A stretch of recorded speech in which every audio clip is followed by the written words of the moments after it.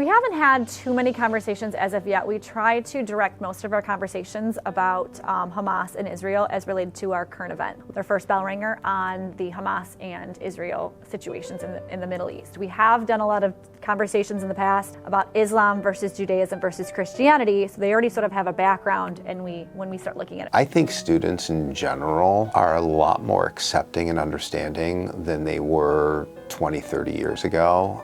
Even as recently as 10 years ago, kids have become more accepting and more open towards different types of people just because of the environment we're in 2023. Some people are better when they feel really well informed, and they feel better if they know what's going on in the world, and that increases their sense of security in the world to know what's happening. Some people drown in the sorrow of it, and so I can't watch news all the time. I have to put those limits on myself because it will overwhelm me. Many people have lost their lives, but I hope that the more we talk about it in class, the more interested students will be to follow the news on an everyday basis about it. Being Jewish, I'm connected to the Jewish community, and of course, it's hit the Jewish community pretty hard, so I see a lot of it from my friends and of course from my rabbis. We get a lot of information about what's happening, and it's incredibly brutal. So many students are disengaged with sort of what's going on in the world, and that's one of the reasons why I do current events, is because I want them to be engaged.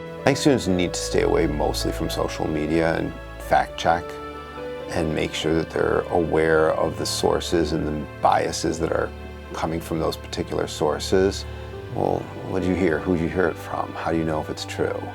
Question what you hear and question what you read, I think, is the most important thing, and make sure what you're getting has been fact-checked. I would love for people to become more informed about what's at stake and why people are reacting the way they are reacting